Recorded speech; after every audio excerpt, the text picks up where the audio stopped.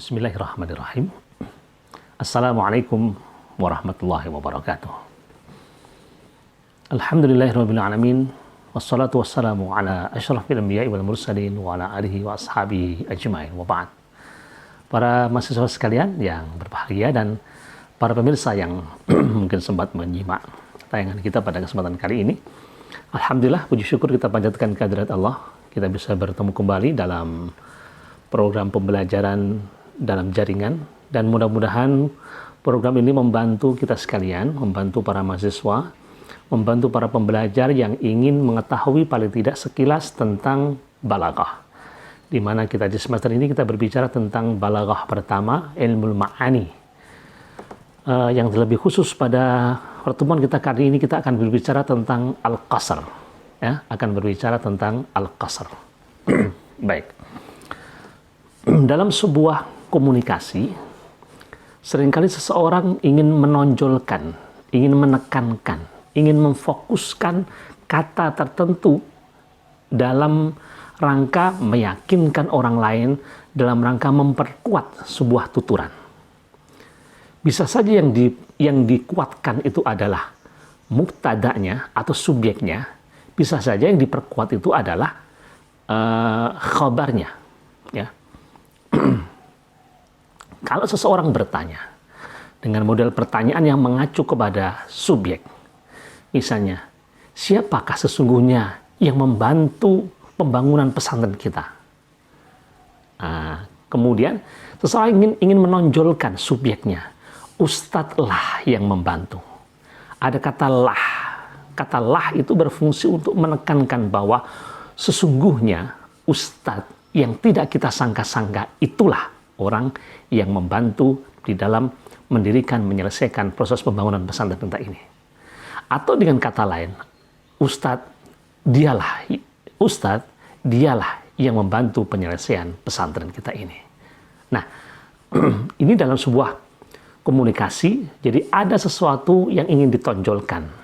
Nah, maka juga demikian juga halnya dengan komunikasi pembicaraan dalam bahasa Arab, termasuk juga di dalam Al-Quran.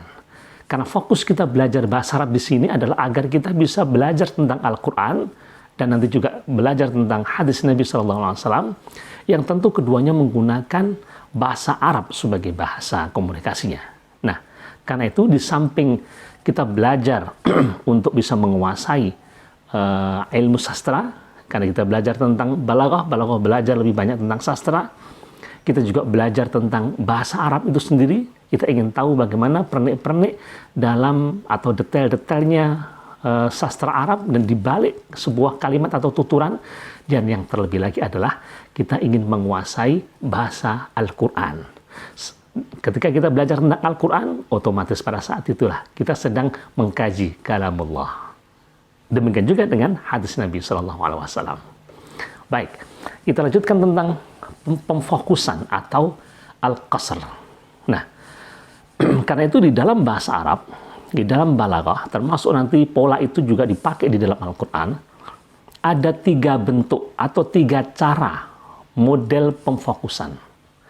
1, pemfokusan bisa al-qasru bit-taqdim. Al-qasru bit-taqdim, qasr dengan takdim, dengan mendahulukan kalimat. Nah, dengan mendahulukan kalimat. Kita sebutkan saja dulu semuanya. Yang kedua adalah al-qasr bi-dhamiril fasli.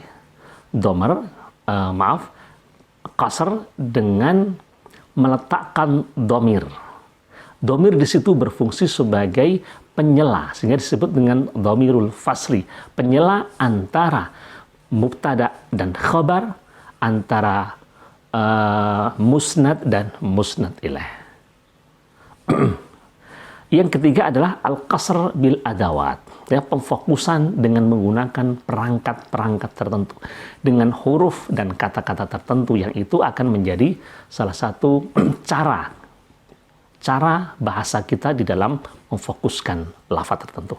Nah, kita masuk ke dalam pembagian yang pertama, al-qasru bitaqdim. Jadi qasr dengan mendahulukan. Para mahasiswa sekalian, sebelum kita belajar tentang balaghah, Ya, sebelum kita belajar tentang balaghah, sesungguhnya kita harus sudah selesai belajar tentang saraf dan nahwu. Karena sesungguhnya kajian tentang balaghah adalah kajian apa yang ada di balik performance sebuah kalimat. Kalimat itu kan apa yang tertutur, ya. Kalimat itu apa yang tertutur berupa struktur kalimat. Ada mubtada, ada khabar, ada fi'il, ada fa'il, kadang ada maf'ul, ada musnad ilaih. Ini yang tertutur. Tetapi apa yang dibalik tertutur, inilah yang dipelajari dalam balaghah. Nahwu belajar tentang struktur kata, dimulai dengan saraf belajar tentang binyatul kalimah, membangun sebuah kata, membentuk, membuat, menciptakan sebuah kata untuk tujuan tertentu. Kata sudah terbangun, lalu kata disusun dalam sebuah struktur tertentu. Ada mubtada, khabar, fi'il, fa'il, maf'ul, dan seterusnya. Nah, barulah kemudian tuturan yang secara performan itu bisa kita lihat dalam struktur kalimat. Nah, balaghah berbicara tentang apa yang ada di balik itu semua. Karena itulah maka kajian tentang ilmu balaghah hendaknya kajian yang kita lakukan setelah pembelajaran tentang ilmu sarfi dan ilmu nahwi itu selesai. Tentu kalau ini kaitannya dengan waktu, ya misalnya kita harus melakukan permakluman, ya maklum, karena kalau tiga kali pembelajaran semester, maka balaghah berarti harus disampaikan paling tidak di semester yang keempat. Nah, mungkin pertimbangan waktu itulah yang menyebabkan pada saat nahwu belum selesai, saat itu kemudian balaghah disampaikan. Ya, ini sebuah permakluman. Kita ulangi lagi. Jadi salah satu qasr yang pertama adalah al-qasru bitaqdim, qasr dengan mendahulukan. Ya, difahami benar-benar. Bagaimana yang dimaksud dengan mendahulukan itu? Dan bagaimana kita tahu bahwa ini adalah pola yang didahulukan? Jadi, struktur kalimat itu dalam ilmu nahwu kan sudah ada mubtada, baru khobar. Ya, mubtada dulu, baru khobar. Namanya saja mubtada. Ibtada'a, mubtada, itu yang didahulukan. Baru mubtada membutuhkan khobar. Subjek, baru predikat. Sebagaimana dalam sebuah jumlah fi'liyah, maka fi'il dulu, baru fa'il. Kalau fi'ilnya muta'addi, nanti membutuhkan maf'ul. Bisa maf'ul 1, bisa maf'ul 2. Mubtada, khabar. Mubtada bisa dari isim, dan harus isim. Khabar bisa dalam bentuk isim, atau mungkin syibhul jumlah. Ada yang mengatakan itu bukan khobarnya adalah kainah. Oke, itu pembahasan lain. Tapi nanti ketika mubtada dan khobar, fi'il dan fa'il, pola yang pertama dalam al-qasr bitaqdim adalah dibalik. Dibalik. Ya. Jadi khobarnya didahulukan sehingga menjadi khobar muqaddam, dan mubtada'nya diakhirkan menjadi mubtada' muakhar. Maka sesungguhnya kalau di dalam bahasan ilmu qawaid atau nahwu berapa tuh? Nahwu 1 atau nahwu 2 dahulu. Kita pernah belajar tentang mubtada' muakhar atau khobar muqaddam. Sesungguhnya di antara fungsinya adalah untuk al-qasr. Nah, para pemirsa, para mahasiswa bisa melihat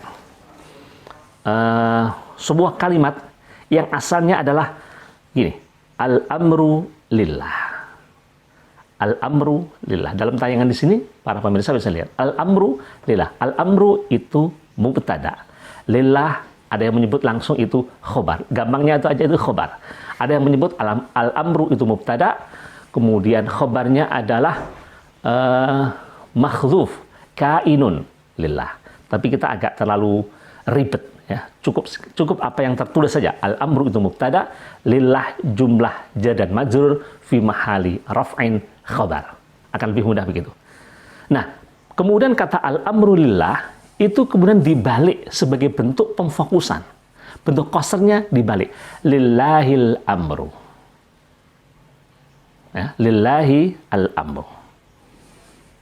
Kalau yang pertama tadi al-amru lillah, segala urusan itu milik Allah. Tetapi ketika kita ingin menonjolkan Allahnya, maka Allah didahulukan. Lillahi al-amru. milik Allah lah segala urusan. Jadi kita akan menekankan Allah. Penekanan di sini yang disebut dengan qasr, dengan mendahulukan khobar sehingga menjadi khobarnya muqaddam. Wal masiru ilaihi.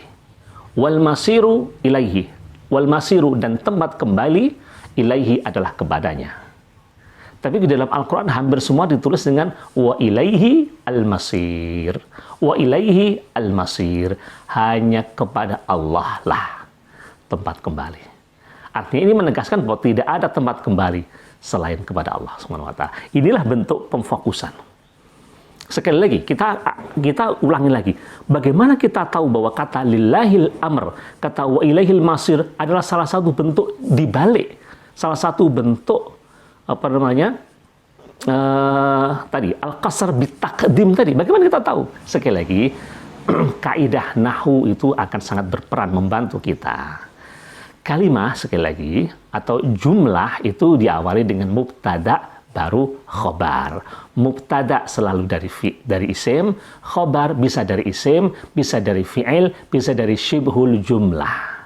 Sehingga kata tadi, ya, al-amru lillah, itu tentu mubtadanya adalah al-amru, lillah adalah sebagai khobarnya. Sehingga ketika kemudian kita ketahui lillahi al-amru, itu pasti pola yang dibalik. Nah, seperti itu. Wal masiru ilaihi, pasti al-masir itu mubtada, ilaihi adalah khobar dari syibhul jumlah. Kemudian dibaliklah itu lillahi wa ilaihi al-masir sebagai bentuk al-qasr bitaqdim. Bahkan di dalam kalimat yang lain, bentuk fi'il dan fa'il. Ingat, kalau bentuknya fi'il, fa'il, maf'ul. Karakteristik bahasa Arab kemarin kita berbicara bahwa di antara kelebihan bahasa Arab adalah kehadiran individu. Ada fi'il, otomatis fa'ilnya ada. Sehingga nanti kalau ada domir itu seringkali ketika ditempelkan langsung, maka dia menjadi maf'ul. Na'buduka. Na'buduka. Itu kan sudah ada fi'il, ada fa'il, domir mustatir, kemudian ada ka, berupa maf'ulun bihi. Na'buduka.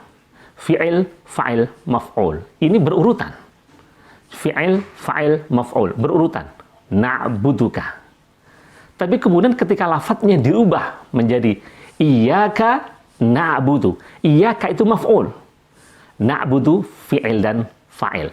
Maf'ul duluan, baru fi'il dan fa'il. Berarti ini adalah pola yang dibalik dalam rangka al-qasr.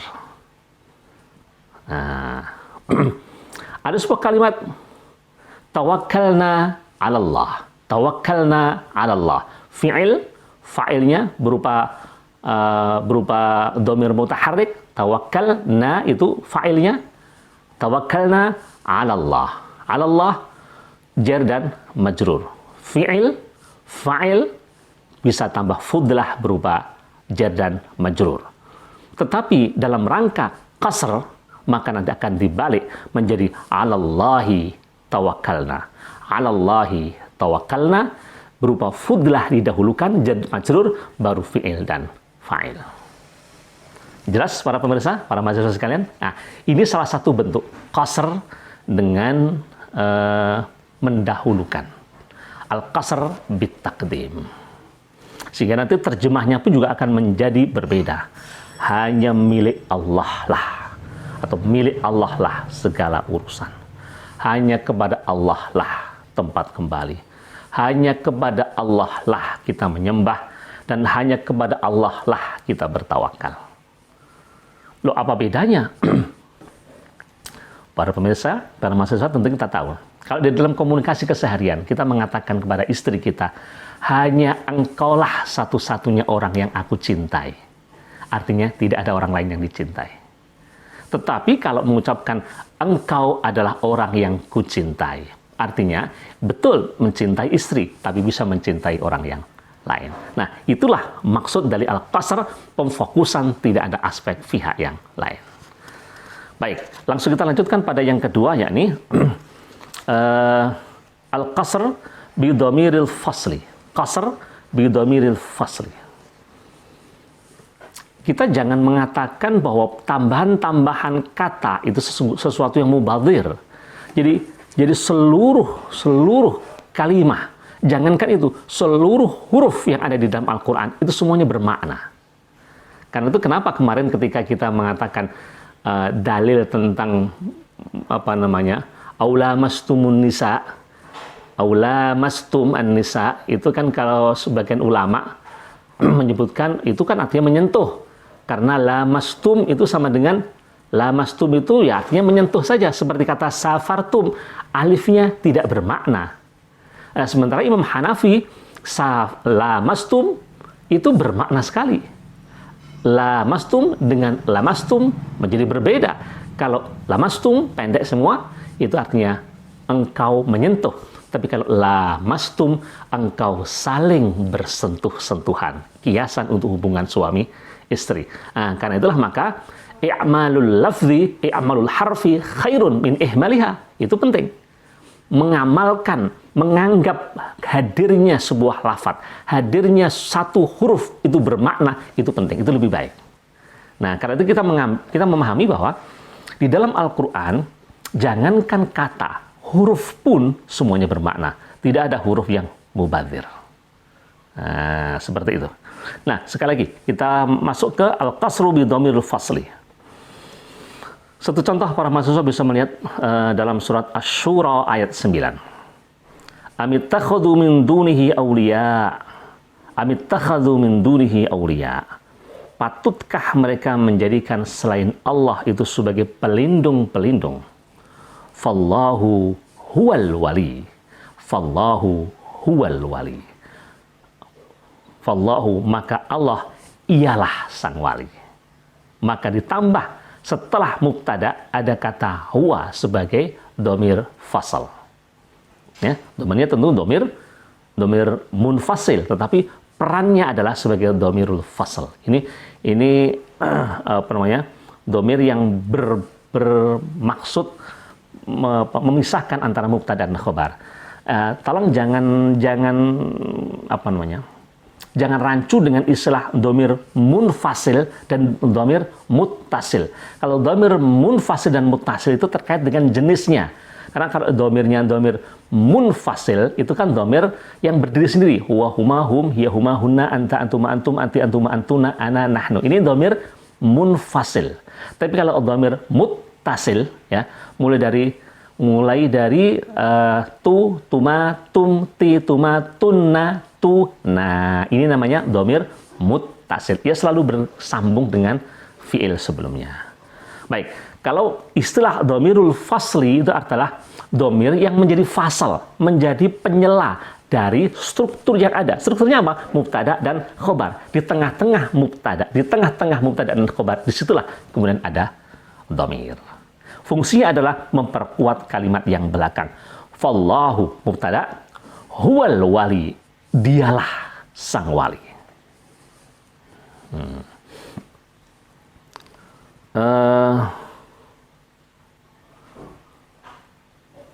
Ulaika ala hudam mir rabbihim wa ulaika humul muflihun. Orang-orang itulah yang mendapatkan petunjuk di sisi Tuhannya, dan orang-orang itulah humul muflihun. Kalau orang Jawa menerjemah wa ulaika lan kaya mengkono-mengkono wong iku, hum hiya ulaika iku al muflihun. Kata hum disinilah kemudian qasr bidhamir fasli. Orang-orang semacam itulah yang benar-benar mendapatkan keberuntungan. Nah, ini namanya al-qasr bidhamiril fasl. Kemudian masuk yang ketiga. Al-qasr bil adawat. Qasr, pemfokusan, penekanan dengan menggunakan perangkat-perangkat tertentu. Nah, perangkat itu disebut dengan adawatul qasri. Adawatul qasri. Nah, adawatul qasri yang pertama adalah innama. Ya, innama. Dia bisa masuk fi'il, fa'il, ataukah mubtada dan khobar. Tapi biasanya, jadi uslub al-qasr dengan innama unsur atau fungsi kalimat yang difokuskan maknanya itu terletak pada akhir kalimat. Ya, saya ulangi. Uslub dengan menggunakan al-qasr dengan innama, itu unsur atau fungsi kalimat yang difokuskan itu terletak pada kalimat yang belakang. Nanti para pemirsa, para mahasiswa bisa melihat. Innama, misalnya, innama yakhshallahu min ibadihi al-ulama. Innama yakhshallahu min ibadihi al-ulama. Maka di sini akan menonjolkan, menekankan apa? Al-ulama. Kalau sehingga terjemahnya begini, hanya ulama lah orang yang bisa takut kepada Allah. Hanya orang alim lah yang bisa takut kepada Allah. Sehingga disinilah kemudian beda antara seorang alim dengan abid itu. Sampai Nabi mengatakan, mathalul alim kal abid ka fadli ala adnakum. Fadlul alim ala al-abid ka fadli ala adnakum. Perumpamaan kemuliaan seorang yang alim dibandingkan yang abid itu seperti kemuliaanku dibanding sahabatku yang paling rendah. Sehingga jauh sekali. Kenapa begitu? Sang alim dia memahami Allah dengan hujjah. Satu, dia memahami Allah, memiliki ma'rifatullah dengan hujjah, bukan sekedar dengan taklid. Yang kedua, seorang alim, dia bukan saja membuat dirinya makrifat, tapi dia juga bisa membuat orang lain bermakrifat kepada Allah. Kalau hanya satu orang, mungkin satu orang. Tapi kalau 1000 orang selain dia akan menjadi bermakrifat kepada Allah. Karena itulah maka ayat yang berbunyi, wa ma khalaqtul jinna wal insa illa liya'budun, tidaklah aku ciptakan jin dan manusia melainkan untuk beribadah. Sebagian ulama menerjemah, memahami, illa liya'budun illa liya'rifun. Ya, tidaklah aku ciptakan jin dan manusia kecuali agar bisa memakrifatiku, bermakrifah terhadapku. Dan yang bisa memerankan untuk bisa bermakrifat hanyalah seorang alim. Alim satu orang, kalau banyak namanya ulama. Karena itu di sini kemudian ditekankan kata innama yakhshallahu min ibadihi al-ulama. Yang bisa takut kepada Allah hanyalah seorang ulama. Nah.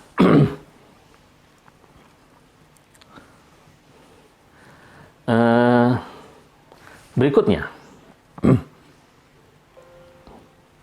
kalau ada ayat, wala taqulu thalathah intahu khairul lakum. Jangan kamu mengatakan Tuhan itu 3, 1 dalam 3, 3 dalam 1. Ya, intahu, berhentilah kalian, khairul lakum. Innamallahu ilahu wahid. Innamallahu ilahu wahid. Allah itu hanyalah atau sesungguhnya atau hanyalah Tuhan yang satu. Jadi ingin menegaskan Tuhan satu. Bukan sekedar menunjukkan Tuhan itu satu, tapi penggunaan innama di mana yang difokuskan adalah yang belakang. Itu ingin menafikan bahwa pandangan orang Nasrani bahwa Tuhan itu 3 atau 3 dalam 1, 1 dalam 3. Nah, seperti itu. Ini saya rasa cukup contoh untuk adatul hasr dengan innama. Yang kedua adalah masih dengan al-qasr bi adawat. Al-qasr bil adawat. Qasr dengan menggunakan perangkat. Nah, kemudian sekarang bisa saja Allah plus illa atau ma plus illa atau in plus illa. Satu contoh. Allahu la ilaha illahu al-hayyul qayyum. Allahu la ilaha illa huwal hayyul qayyum. Kita yang lebih fokusnya adalah pada kata la kemudian illa. Allahu la ilaha illa huwa. La ada illa. Itu terjemahnya tidak ada Tuhan melainkan Dia. Maka makna bebasnya sesungguhnya Tuhan hanya Dia, yang lain bukan Tuhan. Atau menggunakan ma, wa ma Muhammadun illa rasul qad khalat min qablihi rusul. Tidaklah Muhammad itu melainkan seorang rasul. Kalau engkau mencerca ajaran Muhammad, maka sesungguhnya engkau mencerca ajaran zat yang memerintahkan itu kepada Muhammad. Karena Muhammad hanya sekedar utusan. Satu contoh seperti itu. Qalu ma antum illa basyarum mithluna. Mereka mengatakan, tidaklah engkau melainkan manusia seperti kami. Ini contoh ma dan illa. Tetapi kemudian di belakangnya ada yang lain. Wa ma anzalna ar-rahmanu min syai', dan tidaklah Tuhan menurunkan terhadap sesuatu, in antum illa takdzibun. In antum illa takdzibun. Ini khitabnya kepada kaum kafir. In antum, tidaklah kalian melainkan sang pendusta. Kalian itu hanya seorang pendusta. Ingin menegaskan kedustaan yang dilakukan oleh kaum kafirin itu. In antum illa takdzibun. Nah, itu namanya apa namanya? Al-qasr dengan perangkat bil adawat. Saya ulangi tadi, bisa dengan perangkatnya apa namanya tadi? Innama masuk dalam fi'il dan fa'il, atau innama bisa masuk dalam mubtada dan khobar, dan yang kedua perangkatnya bisa perangkat nafi la plus illa, atau ma plus illa, atau in plus illa. Wallahu a'lam bishawab. Insyaallah ini diantara kajian singkat tentang qasr, dan mudah-mudahan mahasiswa bisa memahaminya. Demikian, wallahu a'lam bishawab. Tugas nanti akan Ustaz kirimkan melalui laman Google Classroom. Subhanakallahumma wa bihamdika asyhadu an la ilaha illa anta astaghfiruka wa atubu ilaik. Assalamualaikum warahmatullahi wabarakatuh.